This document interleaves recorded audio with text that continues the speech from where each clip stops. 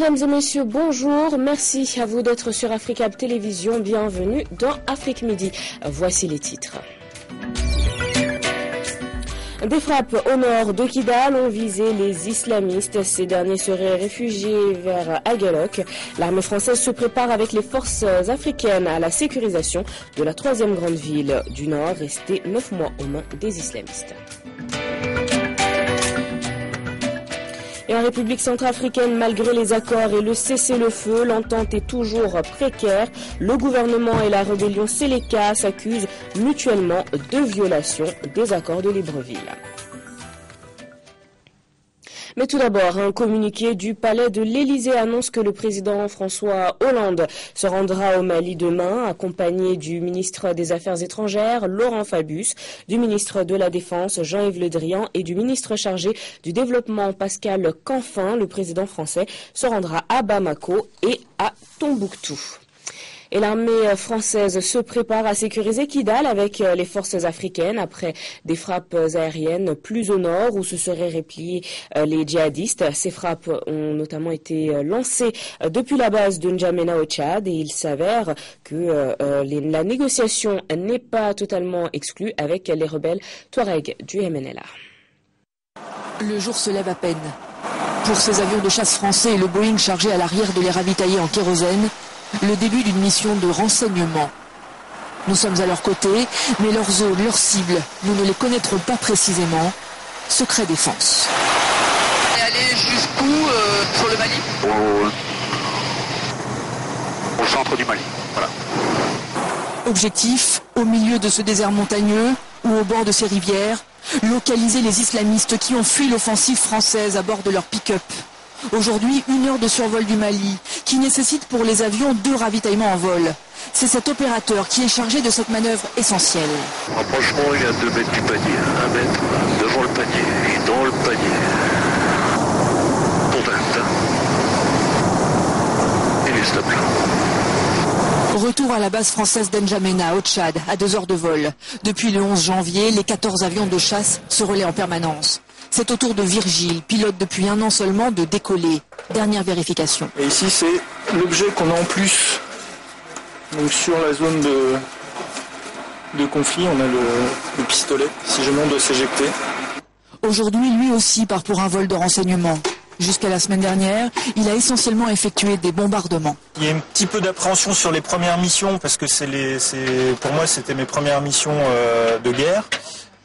Après, il disparaît assez rapidement parce que l'entraînement qu'on fait en France se rapproche énormément de ce qu'on fait ici.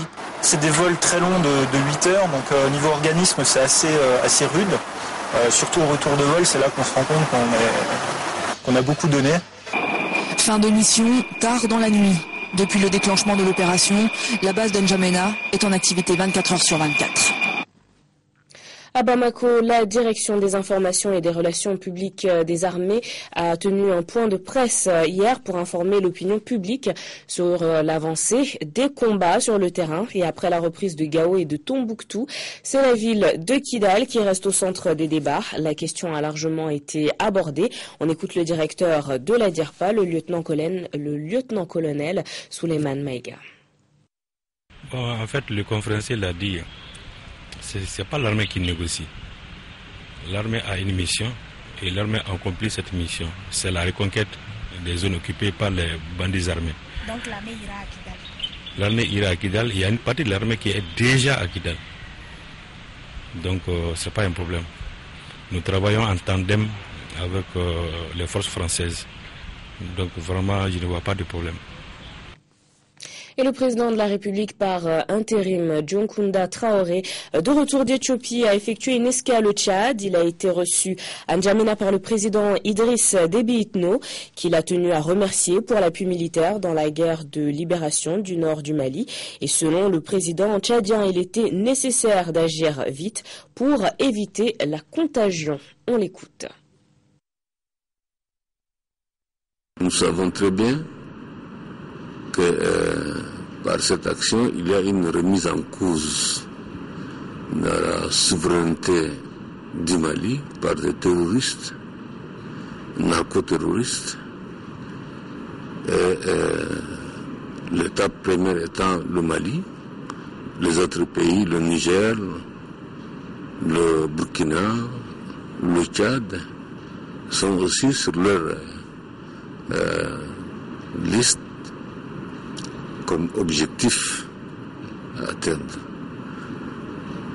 Donc, à la demande du président de Traoré lui-même, nous avons donc engagé nos forces qui combattent aux côtés des forces maliennes. Un troisième groupe de militaires togolais vient de prendre la route pour le Mali. Ces 54 hommes sont chargés de convoyer du matériel pour le contingent togolais déployé au Mali dans le cadre de la MISMA. Au centre d'entraînement au maintien de la paix des forces armées togolaises, les 54 militaires qui s'apprêtent à prendre la route reçoivent leurs dernières instructions. Voilà. Donc j'espère que tout le monde est prêt, tout le monde a le moral haut. Tout à l'heure, vous embarquez et on part. Embarquez! Et les voilà partis pour rejoindre les soldats des 2 premières compagnies du contingent togolais de la mission internationale de soutien au Mali, la MISMA.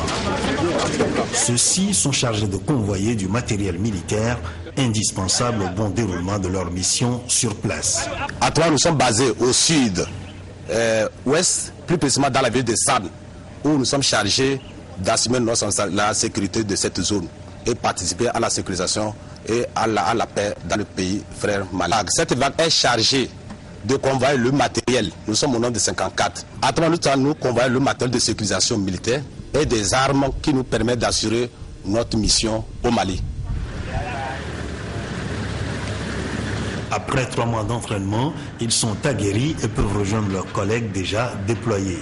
À terme, plus de 700 soldats togolais seront fournis à la MISMA. La compagnie motorisée est donc partie à son tour pour rallier la ville de San au Mali. Une grande collecte de dons en faveur des victimes de la crise du Nord Mali a été organisée ce jeudi au siège de la Convergence pour le développement du Mali. Les différentes donations sont composées d'équipements agricoles, de riz, de sucre, de savon, de nattes et d'argent en espèces. À travers ces dons, la CODEM entend apporter sa contribution à l'effort de guerre. Des forages sont également prévus dans les villes de Konan et de Djabali, selon le président de la Convergence. Et le montant des dons s'élève à 130 millions de francs CFA. Nous écoutons Ousseini Amionguindo au micro de Djibrila Maïga et Moussa Bari. Ces dons d'une valeur de près de 130 millions ne concernent que le district de Bamako.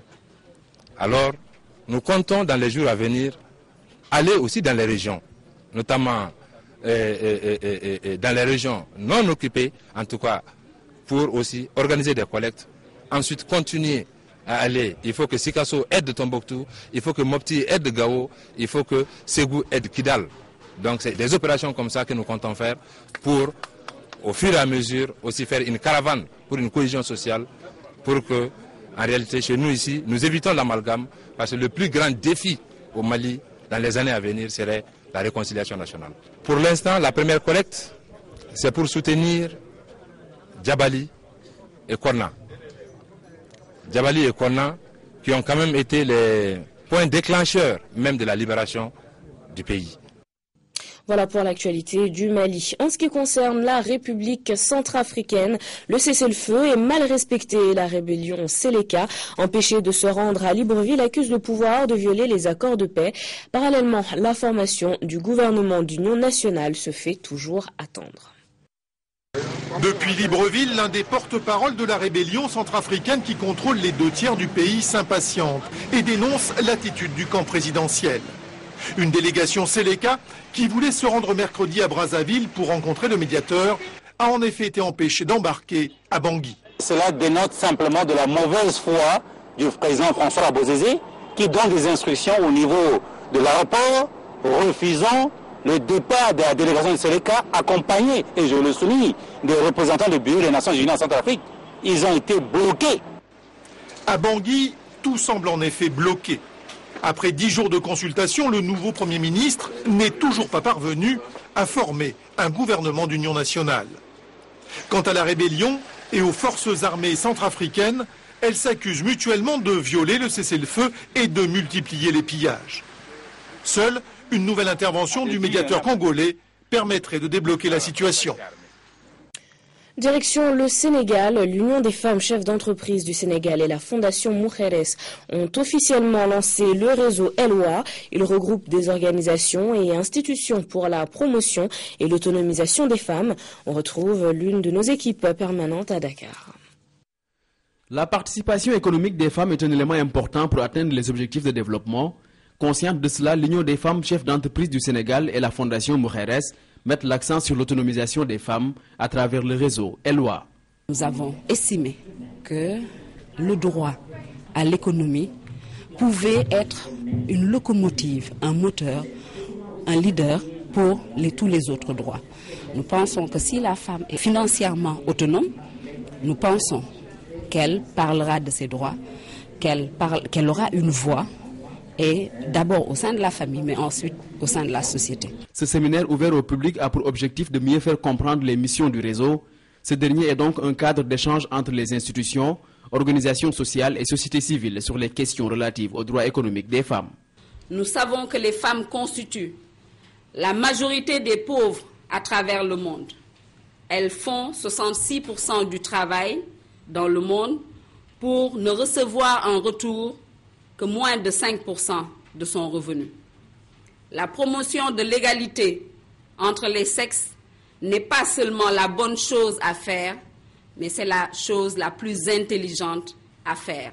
En appuyant les femmes pour des projets productifs, vous contribuez à élever leurs compétences et à leur permettre de faire des choix économiques en fondant ces choix sur des connaissances avérées et sur un engagement à lutter pour la valorisation de leur rôle dans le développement. Appuyé par la Fondation espagnole, le réseau Elwa compte plus de 26 organisations provenant des différents pays d'Afrique et de l'Espagne. Et maintenant, on s'intéresse à la propreté des rues à Cotonou, au Bénin, un sujet qui préoccupe la population. Entre immondices et nids de poules, les usagers font quotidiennement les frais de ce manque d'entretien et en ont ras-le-bol. À Cotonou, on rencontre des routes bitumées, pavées ou en terre, des routes sur lesquelles on pouvait rouler en toute sérénité par le passé, que ce soit sur les axes Agla-Godomé, Étoile Rouge, Zongo, ou même entre le ministère de l'Intérieur et le marché Bégamé, et même au-delà, il y a de quoi s'inquiéter. Bon, c'est le trou qui se trouve ici, c'est ça qui m'a fait tomber. Heureusement que j'étais un peu habile, sinon vraiment j'allais casser le pied.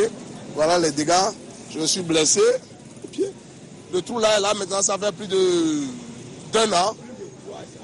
Et puis, ce n'est pas la peine. Je vois que la mairie ne fait pas son travail comme il le faut. En dehors des nids de poules, les usagers des routes à Cotonou composent également avec des eaux qui stagnent toute l'année sur certains tronçons. C'est le cas sur l'axe Université Véréchagine, Carrefour EPP Vaudier. Et si vous partez de là pour le rond-point Étoile Rouge, l'eau cède la place au sable et aux ordures. Et quand on y ajoute l'incivisme et l'imprudence des populations, le mélange produit des effets.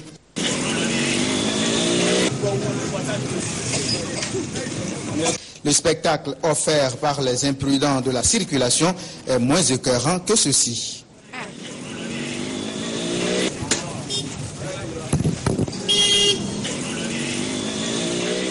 Sur l'axe Une-Africa Carrefour OCBN, des mendiants jouent également leur partition en remplaçant par endroits les ordures sur les trottoirs et les terre-pleins centraux. Face à ce spectacle désolant, les usagers interpellent la mairie de Cotonou. Voilà pour Afrique Midi. Merci de votre fidélité à notre journal et à notre chaîne. Rendez-vous ce soir à 19h45 pour Afrique Soir. Bon week-end.